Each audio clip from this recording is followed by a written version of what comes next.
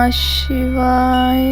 आपका एक बार फिर से स्वागत है हमारे चैनल में। आज हम अपने अध्याय में पढ़ेंगे शिवलिंग की स्थापना कैसे करनी चाहिए, उसके क्या लक्षण होते हैं और पूजा की विधि का वर्णन करेंगे। शिव पद की प्राप्ति कराने वाले सत्कर्मों का विवेचन कैसे होता है।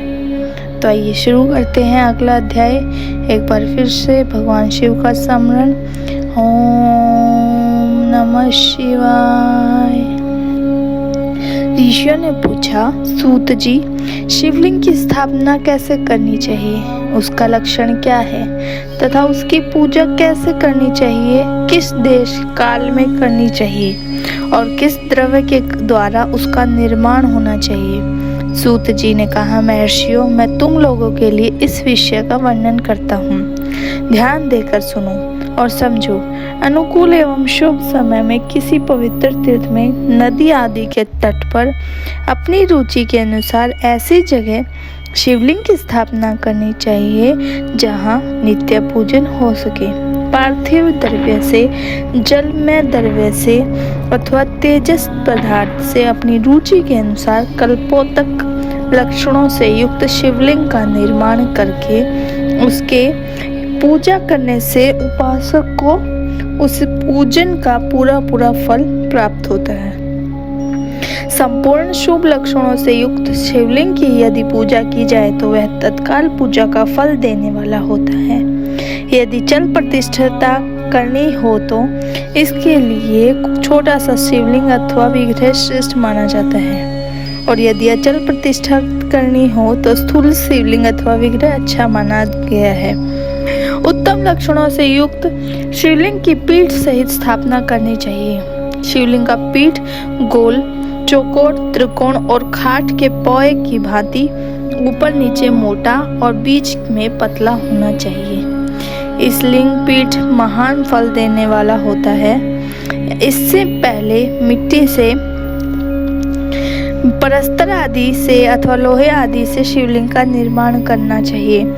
जिस द्रव्य से शिवलिंग का निर्माण हो उसी से उसका पीठ भी बनाना चाहिए।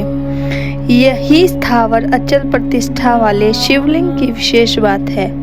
चल प्रतिष्ठा वाले शिवलिंग में भी लिंग और पीठ का एक ही उपादान होना चाहिए, किंतु बाण लिंग के लिए यह नियम नहीं है। लिंग की लंबाई निर्माणकर्ता या स्थापना करने वाले यजमान के 12 अंगुल के बराबर होनी चाहिए। ऐसे ही शिवलिंग को उत्तम कहा गया है। इससे कम लंबाई हो तो फल में कमी आ जाती है, अधिक हो तो दोष की बात नहीं है। चरलिंग में भी वैसा ही नियम है। उसकी लंबाई कम से कम कर्ता के 1 उंगल के बराबर होनी चाहिए। उससे छोटा होने पर अल्प फल मिलता है, किंतु उससे अधिक होना दोष की बात नहीं है। यजमान को चाहिए कि वह पहले शिल्प शास्त्र के अनुसार एक विमान या देवालय बनवाए जो देवगणों की मूर्तियों से अलंकृत हो। उसका गर्भगृह बहुत ही सुंदर, सुदृढ़ और दर्पण के समान स्वच्छ हो। उसे 9 प्रकार के रत्नों से विभूषित किया गया हो। उसमें पूर्व पश्चिम दिशा में 2 मुख्य द्वार हों जहाँ शिवलिंग की स्थापना करनी हो।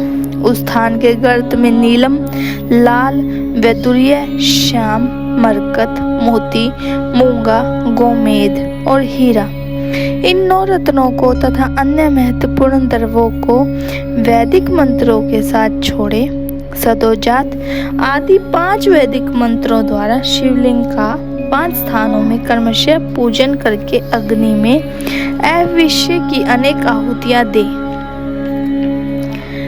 और परिवार सहित मेरी पूजा करके गुरु स्वरूप आचार्य को धन से तथा भाई बंधुओं को मनचाही वस्तुओं से संतुष्ट करें। याचकों को जड़, सुवर्ण, ग्रह एवं भू संपत्ति तथा चेतन गौ आदि वैभव प्रदान करें। स्थावर जंगम सभी जीवों को यत्न पूर्वक संतुष्ट करके एक गड्ढे में सुवर्ण तथा 9 प्रकार के रत्न भरकर सदोजात आदि वैदिक मंत्रों का उच्चारण करके परम कल्याणकारी महादेव जी का ध्यान करें। तत्पश्चात नाद घोष से युक्त महामंत्र ओंकार का उच्चारण करके उक्त गड्ढे में शिवलिंग की स्थापना करके उसे पीठ से संयुक्त करें। इस प्रकार पीठ युक्त लिंग की स्थापना करके उसे नित्य लेप दीर्घ काल तक टिके रहने वाले से जोड़कर स्थिर करें। इसी प्रकार वहां परम सुंदर वेर मूर्ति की भी स्थापना करनी चाहिए। सारांश यह है कि भूमि, संस्कार आदि की सारी विधि जैसी ही लिंग प्रतिष्ठा के लिए कही गई है, वैसी ही मूर्ति प्रतिष्ठा के लिए भी समझनी चाहिए। अंतर इतना ही है कि लिंग प्रतिष्ठा के लिए प्रणव मंत्र के उच्चारण का विधान है, परंतु वेर की प्रतिष्ठा के लिए पंचाक्षर मंत्र से करनी चाहिए। जहाँ लिंग की प्रतिष्ठा हुई है वहाँ भी उत्सव के लिए बाहर सवारी निकालने आदि के निमित्त मूर्ति को रखना आवश्यक है। वेर को बाहर से भी लिया जा सकता है, उसे गुरुजनों से ग्रहण करे। बाह्य वेर वही लेने योग्य है जो साधु पुरुषों द्वारा पूजित हो। इस प्रकार लिंग में वेर में भी की हुई महादेव की पूजा शिव पद प्रदान करने वाली होती है। स्थावर और जंगम के भेद से लिंग भी दो प्रकार का कहा गया है। वृक्ष, लता आदि को स्थावर लिंग कहते हैं। कृमि, कीट आदि को जंगम लिंग, स्थावर लिंग को खींचने आदि के द्वारा सेवा करनी चाहिए और जंगम लिंग को आहार एवं जल आदि देकर तृप्त करना उचित है। उन स्थावर जंगम जीवों को सुख पहुंचाने में अनुरक्त होना भगवान शिव का पूजन है, ऐसा विद्वान पुरुष मानते हैं। यो चराचर जीवों को ही भगवान शंकर के प्रतीक मानकर उनका पूजन करना चाहिए। इस तरह महालिंग की स्थापना करके विविध उपचारों द्वारा उसका पूजन करें। आप अपनी शक्ति के अनुसार नित्य पूजा करनी चाहिए और देवालय के पास ध्वजारोपण आदि करना चाहिए। शिवलिंग साक्षात शिव का पद प्रदान कराने वाला है अथवा जललिंग में षोडशोपचारों द्वारा यथोचित रीति से कर्मशः पूजन करें। यह पूजन भी शिव पद प्रदान करने वाला है। आह्वान, आसन, अर्घ्य, पाद्य, पादांग, आचमन, अभ्यंग पूर्वक स्नान, वस्त्र एवं यज्ञोपवीत गंध, पुष्प, धूप, दीप, नैवेद्य, तांबूल, समर्पण, निराजन, नमस्कार और विसर्जन, ये 16 उपचार हैं अथवा अर्घ्य से लेकर नैवेद्य तक विधिवत पूजन करें। अभिषेक, नैवेद्य, नमस्कार और तर्पण, ये सब यथाशक्ति नित्य करें। इस तरह किया हुआ शिव का पूजन शिव पद की प्राप्ति कराने वाला होता है। अथवा किसी मनुष्य के द्वारा स्थापित शिवलिंग में, ऋषियों द्वारा स्थापित शिवलिंग में, देवताओं द्वारा स्थापित शिवलिंग में, अपने आप प्रकट हुए स्वयं भूमि लिंग में अथवा अपने द्वारा नूतन स्थापित हुए शिवलिंग में भी उपचार संपूर्ण पूर्वक जैसे तैसे पूजन करने से या पूजन की सामग्री देने से भी मनुष्य ऊपर जो कुछ कहा गया है वह सारा फल प्राप्त कर लेता है। कर्मशः परिक्रमा और नमस्कार करने से भी शिवलिंग शिव पद की प्राप्ति करवाने वाला होता है। यदि नियम पूर्वक शिवलिंग का दर्शन मात्र कर लिया जाए तो वह भी कल्याणप्रद होता है।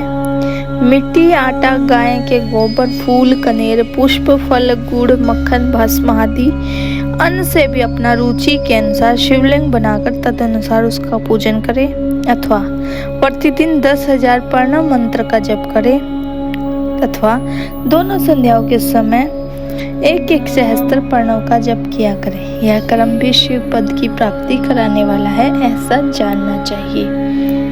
आज के अध्याय में इतना ही। यह अध्याय अभी संपूर्ण नहीं हुआ है, हम इसे कल संपूर्ण करेंगे। आज के लिए धन्यवाद।